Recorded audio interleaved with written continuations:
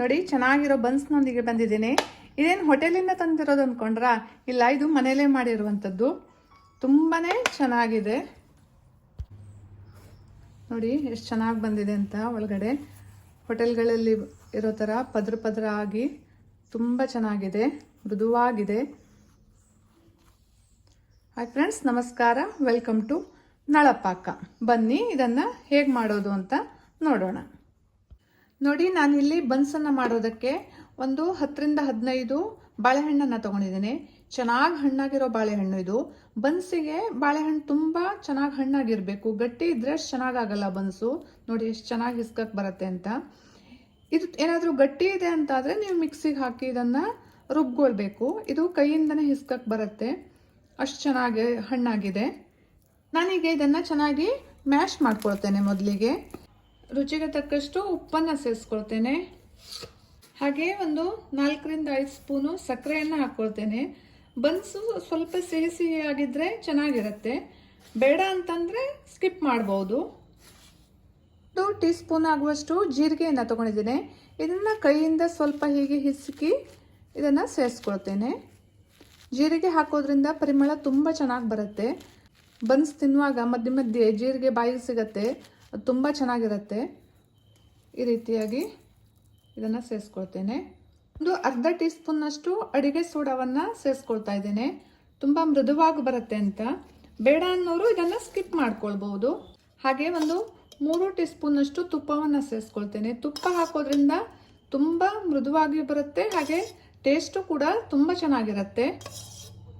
ಹಾಗೆ ಒಂದು ದೊಡ್ಡ ಚಮಚ ಗಟ್ಟಿ ಮೊಸರನ್ನು ಹಾಕ್ಕೊಳ್ತೇನೆ. ಇಲ್ಲಿ ಸಿಹಿ ಮೊಸರನ್ನೇ ಹಾಕ್ಕೊಳ್ಳಿ, ಹುಳಿ ಮೊಸರು ಅಷ್ಟು ಚೆನ್ನಾಗಾಗಲ್ಲ. ಈಗ ಇದನ್ನು ಚೆನ್ನಾಗಿ ಮಿಕ್ಸ್ ಮಾಡ್ಕೊಳ್ಬೇಕು. ಸಕ್ಕರೆ ಎಲ್ಲ ಕರಗಬೇಕು, ಸಕ್ಕರೆ ಉಪ್ಪು ಎಲ್ಲ ಕರಗಬೇಕು. ಈ ರೀತಿಯಾಗಿ ಸರಿಯಾಗಿ ಇದನ್ನು ಮಿಕ್ಸ್ ಮಾಡ್ಕೊಳ್ಬೇಕು. ಮಿಕ್ಸ್ ಮಾಡ್ಕೊಂಡಿದ್ದಾದಮೇಲೆ ಇದಕ್ಕೆ ಮೈದಾ ಹಿಟ್ಟನ್ನು ಸೇರಿಸ್ಕೊಳ್ತೇನೆ. ನಾನಿಲ್ಲಿ ಮೈದಾ ಹಿಟ್ಟನ್ನು ಬಳಸ್ತಾ ಇದ್ದೇನೆ. ಮೈದಾ ಹಿಟ್ಟಿನ ಬದಲಾಗಿ ನೀವು ಗೋಧಿ ಹಿಟ್ಟನ್ನು ಸಹ ಬಳಸ್ಬೋದು, ಅದು ಚೆನ್ನಾಗಿರುತ್ತೆ. ಗೋಧಿ ಹಿಟ್ಟಿನಿಂದ ಮಾಡಿದರೂ ಸಹ ಈ ರೀತಿಯಾಗಿ ಹಿಟ್ಟನ್ನು ಚೆನ್ನಾಗಿ ನಾದಿ ಕಲಿಸ್ಕೊಳ್ಬೇಕು. ತುಂಬ ಗಟ್ಟಿಯಾಗೂ ಕಲಿಸ್ಕೊಳ್ಬಾರ್ದು, ತುಂಬ ಮೃದುವಾಗೂ ಕಲಿಸ್ಕೊಳ್ಬಾರ್ದು. ನೋಡಿ, ಈ ಹದದಲ್ಲಿ ಕಲಿಸ್ಕೊಂಡ್ರೆ ಸಾಕು. ಸರಿಯಾಗಿ ಉಂಡೆ ಸಹ ಮಾಡಲಿಕ್ಕೆ ಬರುತ್ತೆ. ಈಗ ಹಿಟ್ಟನ್ನು ಕಲಿಸ್ಕೊಂಡಿದ್ದಾಗಿದೆ. ಈಗ ಇದನ್ನು ಒಂದು ಲಿಡ್ಡನ್ನು ಕ್ಲೋಸ್ ಮಾಡಿ ಅಥವಾ ಒಂದು ಬಟ್ಟೆಯನ್ನು ಕ್ಲೋಸ್ ಮಾಡಿ ಇದನ್ನು ಒಂದು 5-6 ಗಂಟೆಗಳ ಕಾಲ ನೆನೆಯಲಿಕ್ಕೆ ಬಿಡಬೇಕು. ನೀವೇನಾದರೂ ಬೆಳಗ್ಗೆ ಬ್ರೇಕ್ಫಾಸ್ಟಿಗೆ ಇದನ್ನು ಮಾಡ್ತಿದ್ದೀರಾ ಅಂತಾದರೆ ರಾತ್ರಿನೇ ಹಿಟ್ಟನ್ನು ಕಲಸಿಡಬೇಕು. ಸ್ನ್ಯಾಕ್ಸಿಗೆ ಸಂಜೆಗೆ ಮಾಡ್ತೀರಾ ಅಂತಾದರೆ ಬೆಳಗ್ಗೆ ಹಿಟ್ಟನ್ನು ಕಲಿಸ್ಕೊಳ್ಬೇಕು. ನೋಡಿ ಹಿಟ್ಟು ಎಷ್ಟು ಚೆನ್ನಾಗಿ ಉಬ್ಬಿ ಬಂದಿದೆ ಅಂತ. ಈಗ ಇದನ್ನು ಇನ್ನೊಂದು ಸಲ ಚೆನ್ನಾಗಿ ನಾದ್ಕೊಳ್ಬೇಕು. ಇನ್ ಕೇಸ್ ಏನಾದರೂ ಇದು ಸ್ವಲ್ಪ ತೆಳ್ಳಗಾಗಿದೆ, ಹಿಟ್ಟು ಬೇಕು ಅಂತಾದರೆ ಈಗ ಸೇರಿಸ್ಕೊಳ್ಬೇಕು. ಈ ರೀತಿ ಉಂಡೆಗಳನ್ನು ಮಾಡಿಕೊಂಡು ಇದನ್ನು ಹೀಗೆ ಪ್ರೆಸ್ ಮಾಡಬೇಕು. ಇಲ್ಲಾಂದರೆ ಲಟ್ಟಣಿಗೆ ಸಹಾಯದಿಂದ ಇದನ್ನು ಸ್ವಲ್ಪ ಹೀಗೆ ಒತ್ಕೊಳ್ಬೇಕು. ತುಂಬ ತಿಳು ಮಾಡ್ಕೊಳ್ಬಾರ್ದು, ಇದನ್ನು ಸ್ವಲ್ಪ ದಪ್ಪನೇ ಇರಬೇಕು.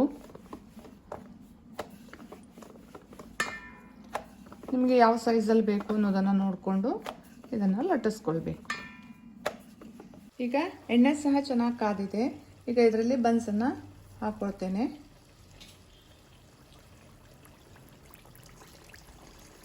ಇದನ್ನು ಹೀಗೆ ಸ್ವಲ್ಪ ಪ್ರೆಸ್ ಮಾಡಬೇಕು. ದೊಡ್ಡ ಉರಿಯಲ್ಲಿ ಇದನ್ನು ಬೇಯಿಸ್ಕೊಳ್ಬಾರ್ದು, ಮಧ್ಯಮ ಉರಿಯಲ್ಲಿ ಇದನ್ನು ಬೇಯಿಸ್ಕೊಳ್ಬೇಕು. ಹಾಗೆ ಕಂದು ಬಣ್ಣ ಬರೋ ತನಕ ಇದನ್ನು 2 ಕಡೆ ಚೆನ್ನಾಗಿ ಬೇಯಿಸ್ಕೊಳ್ಬೇಕು. ನೋಡಿ ಎಷ್ಟು ಚೆನ್ನಾಗಿ ಉಬ್ಬಿ ಬರ್ತಾ ಇದೆ ಅಂತ. ಒಂದು ಕಡೆ ಚೆನ್ನಾಗಿ ಬೆಂದ ಮೇಲೆ ಇನ್ನೊಂದು ಕಡೆಗೆ ಬೇಯಿಸ್ಕೊಳ್ಬೇಕು. ನೋಡಿ ಎಷ್ಟು ಚೆನ್ನಾಗಿ ಬಂದಿದೆ ಅಂತ. ನೋಡಿ ಇದು ಈಗ ಚೆನ್ನಾಗಿ ಬೆಂದಿದೆ. ಈಗ ಇದನ್ನು ನಾನು ಎಣ್ಣೆಯಿಂದ ತೆಕ್ಕೊಳ್ತೇನೆ. ಹಾಗೆ ಇದೇ ಥರ ಎಲ್ಲವನ್ನು ನಾನು ಕರ್ಕೊಳ್ತೇನೆ.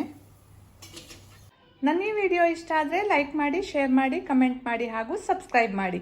Thank you.